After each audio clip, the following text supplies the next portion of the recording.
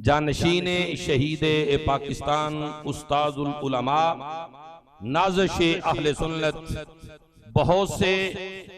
مقامات پہ electronic print media پہ اہل سنت و جماعت کی جاندار نمائندگی کرنے والی شخصیت حضرت علامہ مولانا ڈاکٹر راغب حسین نعیمی صاحب وہ تشریف فرما ہوئے، بلا تاخیر انہی کی خدمت میں گزارش کرتا ہوں وہ تشریف لائیں اور قبلہ مفتی اعظم پاکستان کے حوالہ سے اپنے خیالات کا اظہار فرمائیں۔ نحمدہ ونصلی ونسلم علی رسولہ الکریم، اما بعد فاعوذ باللہ من الشیطان الرجیم، بسم اللہ الرحمن الرحیم۔ آج مفتی اعظم پاکستان مفتی عبدالقیوم ہزاروی علیہ رحمہ کے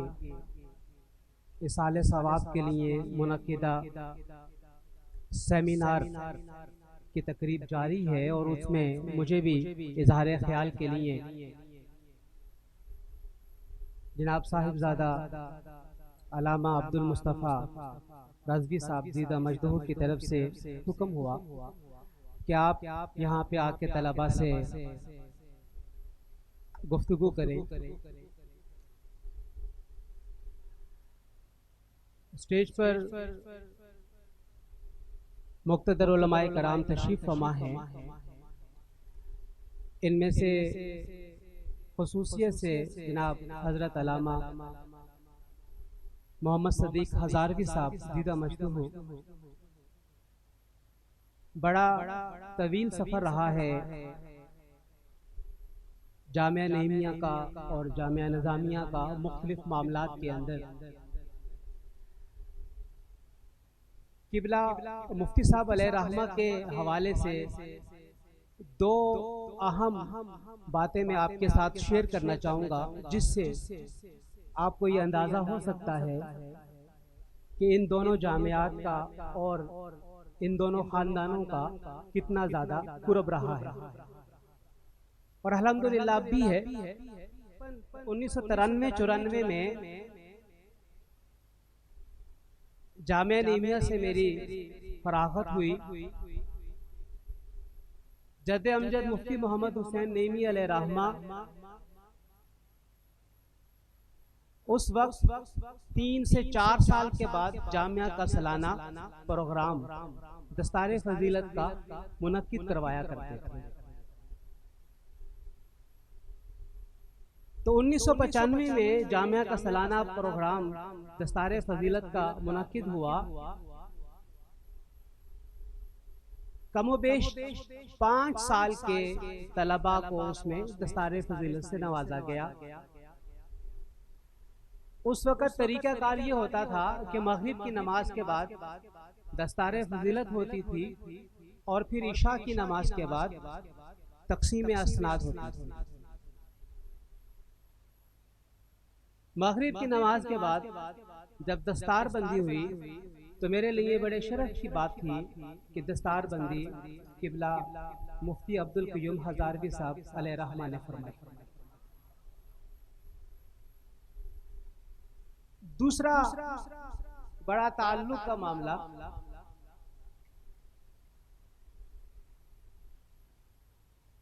اپریل 1996 میں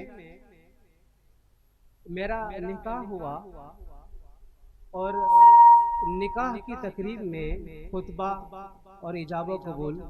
قبلہ مفتی عبدالقیوم ہزاروی صاحب علیہ رحمہ نے کروایا۔ تو آپ اس سے اندازہ کر سکتے ہیں کہ بزرگوں کے کس طرح آپس کے تعلقات رہے، اور اس کے ساتھ ساتھ تنظیم المدارس کے مشترکہ پلیٹ فارم کے اوپر بزرگ کس طرح ایک دوسرے کے ممد و معاون بن کر معاملات کو آگے سے آگے چلاتے رہے۔ جب والد گرامی ڈاکٹر سرفراز نعیمی الحضری شہید تنظیم المدارس کے ناظم اعلیٰ منتخب ہوئے، ہم سب جانتے ہیں کہ تنظیم المدارس کا مرکزی دفتر ایک عرصے تک جامعہ نظامیہ میں قائم پذیر رہا۔ علامہ محمد صدیق ہزاروی صاحب اس دفتر کے صدر نشین ہوا کرتے تھے، دفتر کے معاملات کو چلایا کرتے تھے۔ عرصہ دراز تک آپ ظہر سے لے کے عصر تک دفتر میں تشریف فرما ہوتے۔ جامعہ نعیمیہ کے متصل 4.5 مرلے کا ایک مکان فروخت ہو رہا تھا۔ تنظیم المدارس کے عاملہ کی میٹنگ کے اندر اس بات کو رکھا گیا کہ سستا فروخت ہو رہا ہے، اگر ہم اس کو پرچیز کر لیتے ہیں تو ہم تنظیم المدارس کا دفتر اچھے طریقے سے بنانے میں کامیاب ہو جائیں گے۔ مجلس عاملہ کی منظوری کے ساتھ جامعہ نعیمیہ کے متصل تنظیم المدارس کا صدر دفتر کم و بیش 11,80,000 روپے کے اندر خرید کیا گیا، اور پھر وہاں پر باقاعدہ طور پہ کراچی سے ناظم امتحانات علامہ غلام محمد سیالوی صاحب علیہ رحمہ منتقل ہو گئے، اور مرکزی امتحان یعنی امتحانی شعبہ اور مرکزی دفتر وہ ایک جگہ کے اوپر جمع ہو گیا۔ ایک عرصے تک جامعہ نعیمیہ میں مجلس عاملہ کی میٹنگز ہوتی رہی تنظیم المدارس کی، جس میں پورے پاکستان سے علماء ذی احتشام اکٹھے ہوتے، اور مجھے یہ شرف حاصل ہے کہ ان ذی محتشم علماء کرام کے جوتے سیدھے کرنے کا موقع ملا اور ان کی خدمت کرنے کا موقع ملا۔ جب بھی قبلہ مفتی صاحب علیہ رحمہ سے ملاقات ہوتی، بڑی محبت اور بڑی شفقت کے ساتھ احوال پوچھتے، گھر والوں کا احوال پوچھتے اور تعلیم کے حوالے سے دریافت کرتے۔ مجھے آج بھی ان کا وہ محبت بڑا اور شفیق لہجہ،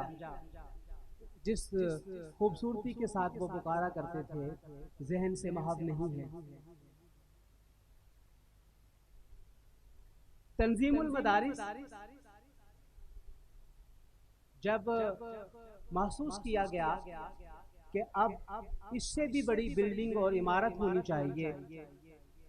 تو پھر جامعہ نعیمیہ کو یہ شرف حاصل ہوا کہ 60 لاکھ روپے یکمشت ادا کر کے تنظیم المدارس کا وہ دفتر جو 11,80,000 روپے کے اندر پرچیز کیا گیا تھا، جامعہ نعیمیہ نے ڈاکٹر سرفراز نعیمی شہید علیہ رحمہ کے نام سے منسوب ادارہ ایوان سرفراز، جس کا نام مفتی منیب الرحمان صاحب ہزاروی دیدہ مجدوح نے رکھا، وہ پرچیز کر لیا، اور اس کے ساتھ تنظیم المدارس کا مرکزی دفتر آج راوی روڈ کے اوپر جہاں پہ قائم ہے، یہاں پہ منتقل ہو گیا۔ یہ ایک تاریخ ہے جو آپ طلباء کو معلوم ہونی چاہیے، اور جو طلباء اپنی تاریخ کو نہیں جانتے ہیں، جو طلباء اپنے ماضی کو نہیں جانتے ہیں، نہ وہ حال کا صحیح طریقے سے تجزیہ کر سکتے ہیں اور نہ مستقبل کے حوالے سے پیش بینی کر سکتے ہیں۔ آج مجھے بہت زیادہ خوشی ہے اس بات کی کہ مجھے جامعہ نظامیہ کے اس وقتی فورم کے اوپر خیالات کے اظہار کا موقع مل رہا ہے، اور میں نے یہ مناسب سمجھا کہ ہم ماضی سے اپنی گفتگو کا آغاز کریں، تاکہ آپ طلباء کے اذہان میں یہ بات راسخ ہو جائے کہ جامعہ نعیمیہ یا جامعہ نظامیہ یہ کوئی دو الگ الگ متحارب ادارے نہیں ہیں، یہ ایک ہی سکے کے دو رخ ہیں، ایک ہی سکے کے وہ دو رخ ہیں جو آتے تو نظر الگ الگ ہیں، لیکن وہ سکہ ان دونوں کے بغیر مکمل نہیں ہو سکتا۔ مجھے قبلہ مفتی منیب الرحمان صاحب ہزاروی دیدہ مجدوح صاحب کی موجودگی میں اکثر کہا کرتے ہیں کہ جامعہ نعیمیہ اور جامعہ نظامیہ کے ہوتے ہوئے لاہور میں کسی اور کی کیا ضرورت کہ آپ کے متفقہ نقطہ نظر سے وہ اختلاف کرے اور اپنی ڈیر اینٹ کی الگ مسجد قائم کرے۔ تو ہمارے بزرگ ان دو اداروں کے بارے میں یہ خیال کرتے ہیں اور یہ سوچتے ہیں کہ ان دو اداروں کو چاہے ان کا پیش منظر الگ الگ ہے، چاہے ان کے سسٹم میں تھوڑا بہت فرق ہے، اس کے باوجود متفق علیہ معاملات میں انہیں ایک پیج کے اوپر ہونا چاہیے اور ایک نظریے کے ساتھ معاملات کو آگے لے کر چلنا چاہیے۔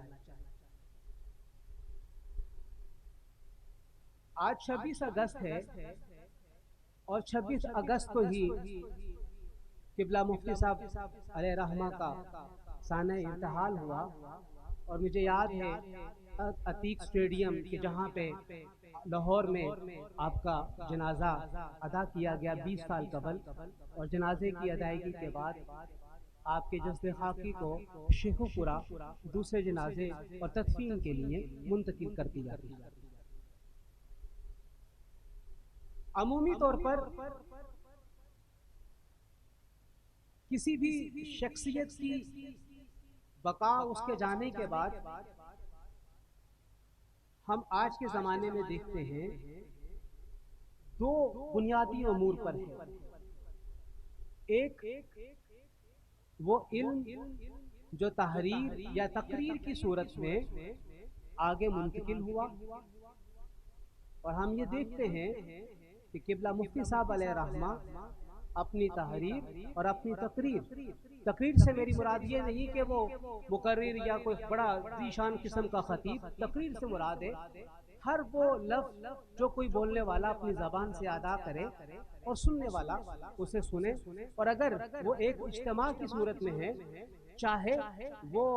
بخاری کا درس حدیث ہی کیوں نہ ہو یا مسلم شریف کا درس حدیث ہی کیوں نہ ہو، ہم سب یہی کہتے ہیں کہ آج کے سبق کی تقریر یہ ہے، آج کے سبق کا خلاصہ یہ ہے۔ قبلہ مفتی صاحب علیہ رحمہ کا بڑا یہ خاصہ رہا کہ سال اول کی نحمیر بھی آپ کے پاس ہوتی تھی اور بخاری شریف کا درس بھی آپ ہی کے پاس ہوتا تھا، تو جو طالب علم سال اول میں آ جاتا تھا وہ آپ کی شاگردی کا اسیر ہو جاتا تھا، اور یہ اسیری کبھی بھی پوری زندگی بھر ختم نہیں ہو پاتی۔ احباب عزیز وقت اہل سنت پر وقتاً فوقتاً معاملات ایسے آتے رہے جس میں بڑی گہرائی کے ساتھ ہمارے بزرگوں نے اپنے آپ کو نکالا۔ کہیں پر یہ معاملات براہ راست حکومت کے ساتھ نبرد آزمائی کی صورت میں ہیں، اور کہیں پر یہ معاملات اہل سنت کے ہی مختلف گروپوں کے اندر اختلاف اور انتشار کی کیفیات کے ساتھ۔ الحمدللہ ہمیں اس بات کے اوپر فخر ہے کہ اہل سنت کا وہ نظریہ اور عقیدہ جو کہ ازمنہ قدیم سے چلا آ رہا ہے، جس کے اوپر ہمارے اکابر بزرگوں نے اتفاق رائے کے ساتھ اپنی اجماعی بیان کو جاری کیا ہوا ہے، الحمدللہ ہم اسی راستے کے راہی ہیں اور ہم اسی سمت کی طرف چلے جا رہے ہیں جو ہمارے بزرگوں نے نظریے، عقیدے اور طریقہ کار کے بارے میں بیان کر دیا۔ ہاں، طریقہ کار کے بارے میں اختلاف رائے ہو سکتا ہے، اور یہ اختلاف رائے اسی قسم کا ہے جس طرح نبی کریم صلی اللہ علیہ وآلہ وسلم نے غزوہ خندق کے بعد یہ حکم دیا صحابہ کرام کو کہ اب ہم نے یہودیوں کی بستی کا رخ کرنا ہے اور سب نے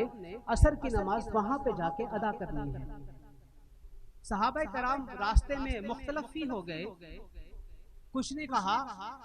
کہ عصر کی نماز کا وقت ہوا چاہتا ہے، نماز فوت نہ ہو جائے، ہمیں راستے میں ہی ادا کر لینی چاہیے، اور کچھ کا خیال یہ ہوا کہ نہیں، ہمیں حدیث جو حکم ہے اس کے ظاہر کے اوپر عمل کرتے ہوئے اپنے مطلوبہ مقام پہ پہنچ کر ہی عصر کی نماز پڑھنا ہے، بھلے سے وہ فوت ہی کیوں نہ ہو جائے۔ صحابہ کرام میں اس اختلاف کے بعد کچھ صحابہ کرام نے راستے میں ہی عصر کی نماز ادا کر لی اور کچھ نے وہاں پہنچ کر عصر کی نماز ادا کی۔ نبی کریم صلی اللہ علیہ وآلہ وسلم کے سامنے اس معاملے کو رکھا گیا تو آپ نے فرمایا کہ جنہوں نے راستے میں عصر کی نماز ادا کی وہ بھی صحیح تھے، انہوں نے بھی حق اور صحیح راستے کو پا لیا، اور جنہوں نے اپنے اختتامی منزل پہ پہنچ کے عصر کی نماز ادا کی انہوں نے بھی راہ حق کو پا لیا۔ گویا آپ صلی اللہ علیہ وآلہ وسلم نے ان دونوں فریقین میں سے کسی ایک کو بھی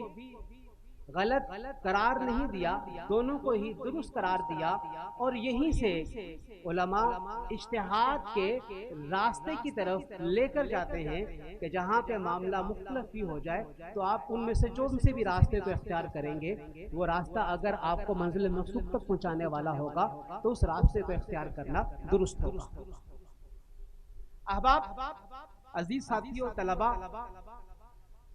آپ یہ بات دیکھ رہے ہیں کہ گزشتہ 4-5 سالوں سے اہل سنت کے اندر خاص طور پہ عقیدے کے حوالے سے کچھ معاملات ایسے در آئے جس کی وجہ سے انتشار کی کیفیت زیادہ چلتی چلی جا رہی ہے، پھیلتی چلی جا رہی ہے۔ اس میں اہل سنت کا یہ تو امتیاز رہا ہے افراط و تفریط سے بچتے ہوئے اعتدال کے راستے کو اختیار کیا گیا، اور شخصیات کی اگر بات کرتے ہیں تو ماضی کے گزرے ہوئے بزرگ اور خاص طور پر صحابہ کرام اور اہل بیت اطہار کے حوالے سے جس شخصیت کا جتنا مقام نبی کریم صلی اللہ علیہ وآلہ وسلم کی فرامین کی صورت میں ہمارے سامنے موجود ہے، اہل سنت کو اس شخصیت کو اتنا ہی مقام و مرتبہ دیا جانا چاہیے۔ یہاں پہ میں جد امجد مفتی محمد حسین نعیمی علیہ رحمہ کا ان کا ایک ملفوظ آپ کے سامنے بیان کرنا چاہوں گا۔ ہمارے ایک ساتھی ہیں علامہ محمد عارف اشرفی صاحب، جو کہ لندن کے پاس چشم میں مرکزی مسجد کے اندر عرصہ 36-37 سال سے خطابت کے فرائض سر انجام دے رہے ہیں۔ صاحب یقینی طور پہ ان سے ملاقات وہاں پہ ہوگی۔ وہ اس بات کو بیان کرتے ہیں کہ جب مفتی صاحب علیہ رحمہ نے میرا تقرر لندن کے لیے کیا اور مجھے رخصت کرنے لگے تو ایک پروگرام کا انعقاد کیا، پروگرام میں مجھے کچھ باتیں سمجھائیں، تمام طلباء کے لیے بھی تھی لیکن میرے لیے بطور خاص تھی وہ باتیں۔ ایک بات تو یہ تھی جو انہوں نے مجھے سمجھائی، دیکھو بیٹا، شریعت میں اللہ تبارک و تعالیٰ کی طرف سے کچھ چیزوں کو فرض قرار دیا گیا ہے، کچھ واجب ہیں، کچھ سنت ہیں، تو آپ نے اگر اختلاف کرنا ہے یا کسی سے آپ نے اختلاف کی بنیاد رکھنی ہے کسی کے ساتھ، تو آپ میکسیمم فرض یا واجب کے اوپر بنیاد رکھ سکتے ہو۔ جہاں تک بات ہے سنت کی، اللہ وحدہ لا شریک نے اپنے نبی صلی اللہ علیہ وآلہ وسلم کی ہر سنت کو زندہ رکھنا ہے۔ کچھ کو ایک فریق کے ذریعے زندہ رکھا جائے گا، کچھ سنتوں کو دوسرے فریق کے ذریعے رکھا جائے گا، اور کچھ کو کسی تیسرے فریق کے ذریعے زندہ رکھا جائے گا، لیکن اصل معاملہ جہاں پہ آپ کو سٹینڈ لینا ہے وہ فرض یا واجب کے اندر ہے۔ اس کے علاوہ آپ نے کسی جگہ کے اوپر سٹینڈ نہیں لینا، اختلاف نہیں کرنا، معاملہ سنت کا آئے گا تو اگر کوئی آپ کے بیان کردہ طریقہ کار جو سنت کا ہے اس کے ہٹ کے کسی اور حدیث میں سے دلیل پکڑتے ہوئے سنت کے راستے کو اختیار کرے گا تو آپ اسے اختیار کرنے دیجئے گا۔ آپ اس مرکزی بات کو اپنے ذہن میں رکھتے ہوئے آئندہ کے لیے لاہ عمل مرتب کر سکتے ہیں کہ ہم نے اپنی زندگی کے اندر جہاں کہیں پر بھی مختلف ہی مسئلہ دیکھنا ہے تو دیکھیں فرض یا واجب ہے، کہیں فرض یا واجب کو ختم تو نہیں کیا جا رہا، اور پھر اس کے ساتھ ساتھ ایک اور ذہن میں رکھیے گا جس کا بطور خاص قرآن کے اندر بھی اور حدیث کے اندر بھی ذکر ہوا، وَإِيَّاكُمْ وَالْغُلُوَ، تمہیں چاہیے کہ تم غلوف سے بچو، غلوف فی الدین، یہ بڑا اہم معاملہ ہے، دین کے اندر غلو۔ اب یہ کیسے ہم اندازہ کر سکتے ہیں کہ کوئی دین کے اندر غلو کرے گا؟ اور دین کے اندر غلو کا معنی کیا ہے کہ جو مقام فرض کا ہے اسے آپ کم درجہ دیتے ہوئے واجب یا سنت تک لے کر آ جائیں، اور جو سنت یا مستحب یا مباح ہے اسے آپ اٹھا کے واجب یا فرض تک لے کر چلے جائیں گے تو یہ دین کے اندر غلو کہلائے گا، اور دین کے اندر اس قسم کے غلو سے بچنے کا ہمیں بڑی شدت کے ساتھ حکم دیا گیا ہے، جسے ہمیں اختیار کرنے کی ضرورت ہے کہ ہم دین کے اندر غلو اختیار نہ کریں، اور دین کے اندر جس معاملے کا، جس حکم کا جو حد ہے اسے اسی حد تک رکھا جائے۔ فرض درجے کا ہے اسے فرض ہی تصور کیا جائے، واجب درجے کا ہے اسے واجب ہی تصور کیا جائے، سنت درجے کا ہے یا مستحب کا ہے تو اسے سنت یا مستحب تصور کیا جائے، اسے ایک دوسرے کے اوپر چڑھایا یا کم نہ کیا جائے۔ اور ہمارے اختلافات عمومی طور پہ انہی سنت، مستحب، مباح کے درجے کے معاملات کو جب آپ بڑھا چڑھا کے بیان کرتے ہیں، ہم بڑھا چڑھا کے بیان کرتے ہیں تو وہیں سے ہمارے اختلافات زیادہ شدت کے ساتھ بڑھنا شروع ہو جاتے ہیں۔ عزیز ساتھیو، میں جس پس منظر کے اندر بات کر رہا ہوں، ہم یہ دیکھ رہے ہیں کہ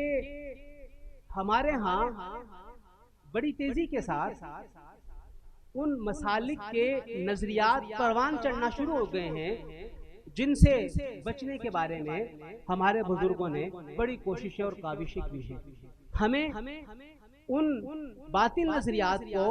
اہل سنت کے اندر در آنے سے روکنا ہے، اور اس روکنے کے لیے